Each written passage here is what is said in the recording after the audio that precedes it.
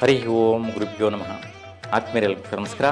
ಆತ್ಮೀಯರೇ, ನಾವೀಗ ಶನಿಗ್ರಹ ಬದಲಾವಣೆಯ ಪ್ರಭಾವದಿಂದ ಆಗುವಂತಹ ಒಂದು ಪ್ರತಿಫಲಗಳು ಶುಭನ ಅಶುಭನ ಅನ್ನುವಂಥ ವಿಚಾರನ ತಿಳ್ಕೊಳ್ಳೋಣ. ನೋಡಿ, ಕುಂಭರಾಶಿಯವರಿಗೆ ಶನಿಗ್ರಹ ಬದಲಾಗ್ತಾ ಇರೋದ್ರಿಂದ ಏನೆಲ್ಲ ಪ್ರತಿಫಲಗಳು ಸಿಗತ್ತೆ, ಒಳಿತಿದೆಯಾ ಕೆಡುಕಿದೆಯಾ ಅನ್ನುವಂತಹ ತಿಳ್ಕೊಳ್ಳೋಣ. ನೋಡಿ, ಬಹುಮುಖ್ಯವಾಗಿ ನಿಮ್ಮ ರಾಶಿಗೆ ಅಧಿಪತಿ ಗ್ರಹನೇ ಶನಿ. ಹಾಗಾಗಿ ನಿಮ್ಮ ರಾಶಿಗೆ ಅಧಿಪತಿ ಗ್ರಹ ಆಗಿರ್ತಕ್ಕಂತಹ ಶನಿ ಇಷ್ಟೂ ದಿನಗಳ ಕಾಲ ನಿಮ್ಮ ರಾಶಿಯಲ್ಲಿ 2.5 ವರ್ಷಗಳ ಕಾಲ ಇತ್ತು. ಅಂದರೆ ಕುಂಭರಾಶಿಯವರಿಗೆ ಜನ್ಮರಾಶಿಯಲ್ಲಿ 2.5 ವರ್ಷಗಳ ಕಾಲ ಇರ್ತಕ್ಕಂತಹದ್ದು ಇಷ್ಟು ದಿನ ನೋಡಿದ್ದೀವಿ. ಇನ್ನು ಮೀನ ರಾಶಿಗೆ ಪ್ರವೇಶ ಮಾಡಿ ನಿಮ್ಮ ರಾಶಿಯಿಂದ ದ್ವಿತೀಯ ಸ್ಥಾನದಲ್ಲಿ 2.5 ವರ್ಷಗಳ ಕಾಲ ಇರ್ತಾನೆ. ಯಾವ ದಿನಾಂಕದಿಂದ ಯಾವ ದಿನಾಂಕದವರೆಗೂ ಇರ್ತಾನೆ, ಯಾರಿಗೆಲ್ಲ ಒಂದು ಪ್ರತಿಫಲಗಳಿರುತ್ತೆ, ಮತ್ತು ಯಾವ ಒಂದು ವಿಷಯಗಳಲ್ಲಿ ಆಗುವಂತಹ ಅನುಕೂಲತೆಗಳಿದೆ ಅನ್ನುವಂಥದ್ದೆಲ್ಲ ಕೂಡ ನಾವೀಗ ನೋಡೋಣ. ನೋಡಿ, ಕುಂಭರಾಶಿಯಲ್ಲಿ ಸಂಚಾರ ಮಾಡ್ತಾ ಇರ್ತಕ್ಕಂಥ ಶನಿ ಮೀನ ರಾಶಿಯಲ್ಲಿ ಪ್ರಾರಂಭ ಮಾಡುವಂತಹ ದಿನಾಂಕ ಅಂತಂದರೆ 29 ಮಾರ್ಚ್ 2025ರಿಂದ ದಿನಾಂಕ 2 ಜೂನ್ 2027ರವರೆಗೂ. ತದನಂತರ 21 ಅಕ್ಟೋಬರ್ 2027ರಿಂದ ದಿನಾಂಕ 22 ಫೆಬ್ರವರಿ 2028ರವರೆಗೂ. ಈ ಎರಡೂ ಸಮಯಗಳಲ್ಲಿ ಮೀನ ರಾಶಿಯಲ್ಲಿ ಶನಿಗ್ರಹ ಸಂಚಾರ ಮಾಡ್ತಾನೆ. ಸುಮಾರು 2.5 ವರ್ಷಗಳ ಕಾಲ ಇರ್ತಕ್ಕಂತಹದ್ದು. ನೋಡಿ, ನಿಮ್ಮ ರಾಶಿಯಿಂದ ದ್ವಿತೀಯ ಸ್ಥಾನದಲ್ಲಿ ಸಂಚಾರ ಮಾಡ್ತಾನೆ.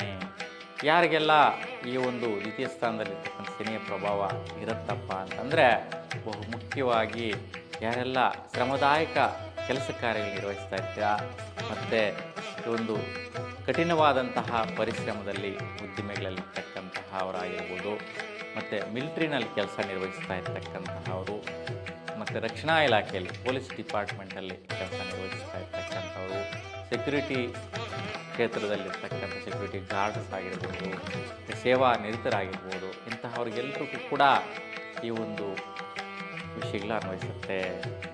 ಮುಖ್ಯವಾಗಿ ಯಾವ ವಿಷಯಗಳಲ್ಲಿ ಅನ್ವಯಿಸುತ್ತೆ ಅಂತಂದರೆ, ಅದು ಬಹುಮುಖ್ಯವಾಗಿ ನಿಮಗೆ ಬಹಳಷ್ಟು ಖರ್ಚುಗಳು, ವ್ಯಯ, ಯಾವುದಾದ್ರು ಲಾಸಸ್ ಇತ್ತು, ಯಾವುದೋ ಒಂದು ಕಳ್ಕೊಂಡಿದ್ರಿ, ಆ ಕಳ್ಕೊಂಡಿರ್ತಕ್ಕಂತಹ ಸ್ವತ್ತುಗಳಿಂದ, ಆ ಒಂದು ದುಡ್ಡಿನ ಒಂದು ಫಲದಿಂದ ಬೇರೆ ಕಡೆ ಏನೋ ಮಾಡೋಕ್ಕಾಗ್ತಾ ಇರಲಿಲ್ಲ. ಆದರೆ ಈಗ ಅದರ ಪ್ರತಿಫಲದಾಯಕವಾಗಿ ಮತ್ತೊಂದು ಕಡೆ ಏನಾದರೂ ಮಾಡುವಂತಹದ್ದಾಗಿರ್ಬೋದು.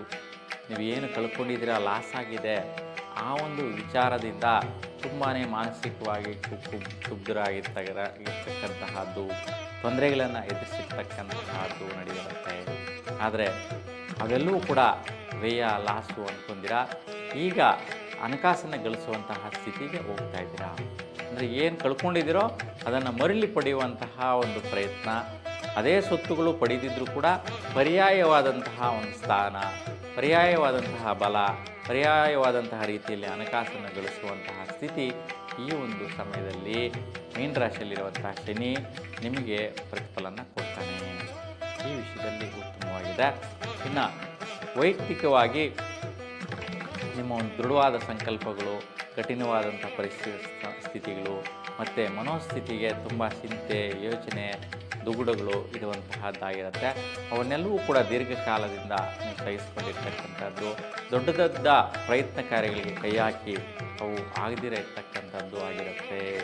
ಆ ಒಂದು ಸ್ವಪ್ರಯತ್ನ, ವೈಯಕ್ತಿಕವಾದಂತಹ ಅಭಿವೃದ್ಧಿ ಕಾರ್ಯಗಳು ಈಗ ಮೀನ ರಾಶಿಯಲ್ಲಿರ್ತಕ್ಕಂಥ ಶನಿಯ ಪ್ರಭಾವದಿಂದ ನಿಮ್ಮ ಒಂದು ವೈಯಕ್ತಿಕವಾದಂತಹ ಮನೋಸ್ಥಿತಿ, ದೈಹಿಕ ಸ್ಥಿತಿಗೆ ಬಲ ಬರುವಂತಹದ್ದು, ದುಡ್ಡಿನ ಸೌಕರ್ಯ ಆಗುವಂತಹದ್ದು, ಹಣಕಾಸಿನ ಒಂದು ಅನುಕೂಲತೆಗಳು ಲಭಿಸುವಂತಹ ಮಾರ್ಗಗಳು ಎಲ್ಲ ಕೂಡ ಓಪನ್ ಆಗುತ್ತೆ. ಆ ವಿಚಾರದಲ್ಲಿ ಕುಂಭರಾಶಿಯವರಿಗೆ ಈ ಒಂದು ಸಮಯದಲ್ಲಿ ಬಲಾಬಲಗಳು, ಪ್ರತಿಫಲಗಳು, ಫಲಗಳು ಸಿಗುವಂತಹದ್ದಿರುತ್ತೆ. ಇನ್ನು ವಿಶೇಷವಾಗಿ ನೀವು ಹಣಕಾಸನ್ನು ರೂಢಿಸುವಂತಹ ಮಾರ್ಗಗಳೇನೆಲ್ಲ ಇತ್ತು, ಯಾವುದ್ಯಾವುದೋ ಬರಬೇಕು ಅಂತ ಸ್ವತ್ತುಗಳೇನೆಲ್ಲ ಇತ್ತು, ಆ ಒಂದು ಸ್ವತ್ತುಗಳ ಮೇಲೆ ಹಣ ಕಳಿಸುವಂತಹದ್ದು, ರೆಂಟ್ ರಿಲೇಟೆಡ್ ಒಂದು ಬಿಲ್ಡಿಂಗ್ಸ್ ಆಗಿರ್ಬೋದು, ಕಂಪ್ನಿ ಆಗಿರ್ಬೋದು, ಫ್ಯಾಕ್ಟ್ರಿಗಳಾಗಿರ್ಬೋದು, ಪ್ರತಿಫಲದಾಯಕವಾದಂತಹ ಕೆಲಸಗಳು, ಬಿಸ್ನೆಸ್ಗಳು, ವಹಿವಾಟುಗಳು ಮಾಡಿ ದುಡ್ಡು ಗಳಿಸುವಂತಹ ಒಂದು ಯೋಗ ಭಾಗ್ಯ ಲಭಿಸುತ್ತೆ. ಮತ್ತು ಒಂದು ಧರ್ಮ ಕಾರ್ಯಗಳು ಮಾಡುವಂತಹ ಕ್ಷೇತ್ರದಲ್ಲೂ ಕೂಡ ವಿಶೇಷವಾಗಿ ಅನುಕೂಲತೆಗಳು, ಒಳ್ಳೆ ಸ್ಥಾನಮಾನ, ಘನತೆ ಗೌರವ, ಪಬ್ಲಿಕ್ಕಲ್ಲಿ ಇಷ್ಟು ದಿನ ನಿಮ್ಗೆ ಇಲ್ಲದೆ ಇರತಕ್ಕಂತಹ ಹೆಸರು ಈಗ ಗೋಚಾರ ಆಗುವಂತಹದ್ದು. ಪರವಾಗಿಲ್ಲಪ್ಪ, ಆ ವ್ಯಕ್ತಿ ಹೆಂಗೋ ಸೊಸೈಟಿಯಲ್ಲಿ ಒಳ್ಳೆಯ ಹೆಸರು ತಗೊಂಡಿದ್ದಾನೆ, ಒಳ್ಳೆಯ ಸ್ಥಾನಮಾನನ ಗಳಿಸಿದ್ದಾನೆ ಅನ್ನುವಂತಹ ಒಂದು ಒಳ್ಳೆಯ ಉದ್ಯೋಗ ಸ್ಥಾನಕ್ಕೆ, ಒಂದು ಬಲವಾದಂತಹ ಸ್ಥಾನಕ್ಕೆ ನೀವು ರೀಚ್ ಆಗುವಂತಹದ್ದು. ಸೊಸೈಟಿ ಕೂಡ ನಿಮ್ಮನ್ನು ಘನತೆ ಗೌರವದಿಂದ ಒಂದು ಸ್ಥಾನವನ್ನು ನಿಮಗೆ ಗುರುತಿಸುವಂತಹದ್ದು, ಕೊಡುವಂತಹದ್ದು ಆಗುತ್ತೆ. ನೋಡಿ, ಎಲ್ಲ ವಿಚಾರಗಳು ಕೂಡ ಒಳ್ಳೆಯ ರೀತಿಯ ಪ್ರತಿಫಲಗಳನ್ನು ಕೊಡುತ್ತೆ. ಮತ್ತು ಆದಾಯ ಫಲಗಳು ಕೂಡ, ಸೊ ನಿಮ್ಮ ಹಿರಿಯರದು, ದೊಡ್ಡವ್ರದ್ದು, ತಂದೆ ತಾಯಿಯಂದ್ರದ್ದಾಗಿರ್ಬೋದು, ಪಿತ್ರಾರ್ಜಿತ ಆಸ್ತಿಗಳಾಗಿರ್ಬೋದು, ಅವೆಲ್ಲವೂ ಕೂಡ ಈಗ ನಿಮ್ಮ ಕೈ ಸೇರಿ ಅವೆಲ್ಲವೂ ಕೂಡ ಈಗ ದುಡ್ಡು ಮಾರ್ಪಡುವಂತೆ, ಅಂದರೆ ದುಡ್ಡಿನ ರೂಪಕ್ಕೆ ಕನ್ವರ್ಟ್ ಆಗುವಂತಹ ಸ್ಥಿತಿಗೆ ಹೋಗುತ್ತೆ.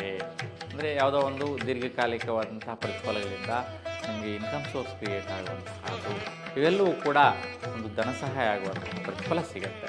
ಏಕೆಂತಂದರೆ ದುಡ್ಡಿದೆ ಮೂಲ ಅಂತಂದರೆ ಮನೆಯಲ್ಲಿ ಬೆಳಕು, ಒಂದು ಜ್ಯೋತಿ ಇದ್ದಂಗೆ ಜೀವನದಲ್ಲಿ ಕೂಡ ದುಡ್ಡು ಒಂದು ಜ್ಯೋತಿ ರೂಪದಲ್ಲಿ ಬೆಳಕನ್ನು ಚೆಲ್ಲುತ್ತೆ. ಮಹಾಲಕ್ಷ್ಮಿಯ ಕಟಾಕ್ಷ ನಿಮ್ಮ ಎಲ್ಲ ಒಂದು ಸೌಕರ್ಯಗಳನ್ನು ನೀಡುತ್ತೆ. ಆ ರೀತಿಯ ಪ್ರತಿಫಲಗಳು ಲಭಿಸುತ್ತೆ. ಹಾಗಾಗಿ ಒಳ್ಳೆಯ ರೀತಿಯ ಪ್ರತಿಫಲಗಳು ಕುಂಭರಾಶಿಗಿದೆ.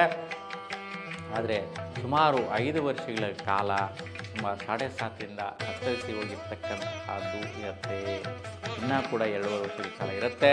ಆದರೂ ಸಹ ನಿಮ್ಮ ರಾಶಾಧಿಪತಿಯೇ ದ್ವಿತೀಯ ಸ್ಥಾನದಲ್ಲಿ ಮೀನರಾಶಿಯಲ್ಲಿ ಇರೋದರಿಂದ ಯಾವುದೇ ರೀತಿ ವ್ಯತ್ಯಯ ವೈಪರೀತ್ಯ ಇರೋದಿಲ್ಲ. ಮೀನರಾಶಿಗೆ ಅಧಿಪತಿ ಗ್ರಹ ಗುರು ಆಗಿರೋದ್ರಿಂದ, ಸಮಾನ ಗ್ರಹದ ಸ್ಥಾನದಲ್ಲಿ ಶನಿ ಸಂಚಾರ ಮಾಡೋದ್ರಿಂದ ನಿಮ್ಮ ರಾಶಿಯವರಿಗೆ ಇನ್ನೂ 2.5 ವರ್ಷ 7.5 ಇದ್ದರೂ ಸಹ ಕೂಡ ನಿಮಗೆ ಯಾವುದೇ ರೀತಿ ವೈಪರೀತ್ಯ ಎಫೆಕ್ಟು ಆಗೋದಿಲ್ಲ.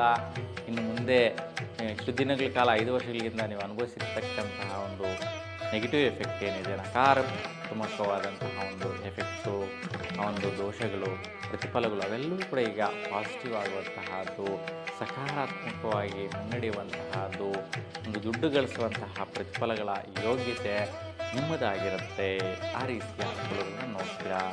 ಇನ್ನು ನಿಮ್ಮ ರಾಶಿಯಿಂದ ಶನಿ ಏನಾದರೂ ಮೇಷರಾಶಿಯಲ್ಲಿದ್ದರೆ ಅಥವಾ ಷಷ್ಠಾಷ್ಟಮ ವ್ಯಯಸ್ಥಾನದಲ್ಲಿರ್ತಕ್ಕಂತಹ ಸ್ಥಿತಿಯಲ್ಲಿ ಏನಾದರೂ ಜಾತಕದಲ್ಲಿದ್ದರೆ, ಅಂದರೆ ಕಟಕ ರಾಶಿಯಲ್ಲಾಗಿರ್ಬೋದು, ಕನ್ಯಾ ರಾಶಿಯಲ್ಲಾಗಿರ್ಬೋದು, ಅಥವಾ ಮಕರ ರಾಶಿಯಲ್ಲಾಗಿರ್ಬೋದು, ಈ ಒಂದು ಸ್ಥಾನಗಳಲ್ಲಿ ವಕ್ರನಾಗಿದ್ದರೆ, ಸೊ ಅಥವಾ ಮೇಷರಾಶಿಯಲ್ಲಿ ನೀಚನಾಗಿದ್ದರೆ ತುಂಬ ವೈಪರೀತ್ಯಗಳು ಕೂಡ ಬರುವಂತಹದ್ದಿರುತ್ತೆ.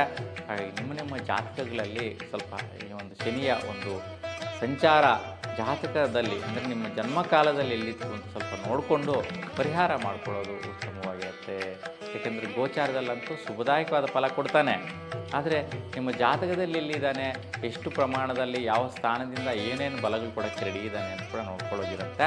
ಹಾಗಾಗಿ ಜಾತಕದಲ್ಲಿ ಕೂಡ ಗಮನಿಸಿ ನೋಡ್ಕೊಳ್ಳೋದ್ರಿಂದ ಈ ಥರ ಸ್ಥಾನಗಳಲ್ಲಿ ಏನಾದರೂ ವೈಪರೀತ್ಯ ಸ್ಥಿತಿಯಲ್ಲಿದ್ದರೆ ಸ್ವಲ್ಪ ಶನಿಯ ಒಂದು ಪರಿಹಾರಗಳು, ಚಂದ್ರದರ್ಶನ ಮಾಡೋದು, ಶನಿದೇವರ ಮುಂದೆ ಎಳುಬತ್ತಿ ಬೆಳೆಸುವಂಥ ಕಾರ್ಯಗಳು ಮಾಡಿಕೊಳ್ಳೋದು ಶುಭ ಫಲ. ಒಟ್ಟಾರೆಯಾಗಿ ಒಂದು ಕುಂಭರಾಶಿಯವರಿಗೆ ಶ್ರೇಷ್ಠತೆಯಲ್ಲಿ ಶ್ರೇಷ್ಠವಾದಂತಹ ಜೀವನ ನೋಡುವಂತಹದ್ದಿರುತ್ತೆ. ಕುಂಭರಾಶಿಯವ್ರಿಗೂ ಕೂಡ 30 ವರ್ಷದೊಳಗಡೆ ಏನಾದರೂ ಈಗ 7.5 ನಡೀತಾ ಇದ್ದರೆ ಅದು ಮಂದವಾದಂಥ ಸ್ಥಿತಿಯಲ್ಲಿರುತ್ತೆ. 60 ವರ್ಷದ ಒಳಗಡೆ ಇರ್ತಕ್ಕಂತಹ ಅವರಿಗೆ ನಡೀತಾ ಇದ್ದರೆ 2ನೇ ಬಾರಿ ಸೊ ಬಂದಿರತಕ್ಕಂತಹದ್ದು ಅದಮಶನಿಯಾಗಿರುತ್ತೆ. ಹಾಗಾಗಿ ತುಂಬಾ ಸ್ಟ್ರೆಸ್ಸು, ಒತ್ತಡ, ಪ್ರೆಷರು, ಭಾರ ಹೊತ್ಕೊಂಡು ಜೀವನ ನಡೆಸಿದಂಗಿರುತ್ತೆ. ಆ ಸ್ಥಿತಿಯಲ್ಲಿ 2ನೇ ಸ್ಥಿತಿಯಲ್ಲಿ ಬಂದಿರುತ್ತೆ. 3ನೇ ಸ್ಥಿತಿ ಅಂದರೆ ಸೊ ಅಂದರೆ 80ರಿಂದ 90, 95 ಆ ಒಂದು ವಯಸ್ಸಲ್ಲಿರ್ತಕ್ಕಂಥ ವ್ಯಕ್ತಿಗಳಿಗೆ ಬಂದಿದ್ದರೆ ಆಯುಷ್ಯ ದೋಷ ಬರುವಂಥ ಸ್ಥಿತಿ ಇರುತ್ತೆ. ಅದಕ್ಕೆ ಅಂತ ಅವರೆಲ್ಲರೂ ಕೂಡ ಶನಿ ಆರಾಧನೆ ಮಾಡ್ಕೊಳ್ಳಿ. ಆಯುಷ್ಯ ದೋಷದಲ್ಲಿ ಯಾವುದೇ ರೀತಿ ಹೆಣ್ಣಾಂತರಗಳು ಬರುವುದಿಲ್ಲ. ಒಳ್ಳೆಯ ರೀತಿಯ ಪ್ರತಿಫಲಗಳು ಸಿಗುತ್ತೆ. ನಿಮ್ಮೆಲ್ಲರಿಗೂ ಕೂಡ ಒಂದು ಶನಿ ಗ್ರಹದ ಒಂದು ಪ್ರತಿಫಲಗಳು ಚೆನ್ನಾಗಿ ಸಿಕ್ಕಲಿ, ಶನಿದೇವರ ಅನುಗ್ರಹ ಸಿಕ್ಕಲಿ, ದೇವರ ಅನುಗ್ರಹ ಸದಾಕಾಲ ನಿಮ್ಮ ಮೇಲೆ ಪ್ರಾರ್ಥಿಸ್ತಾ ಎಲ್ಲರೂ ಕೂಡ ಶುಭವಾಗಲಿ. ನಮಸ್ಕಾರ.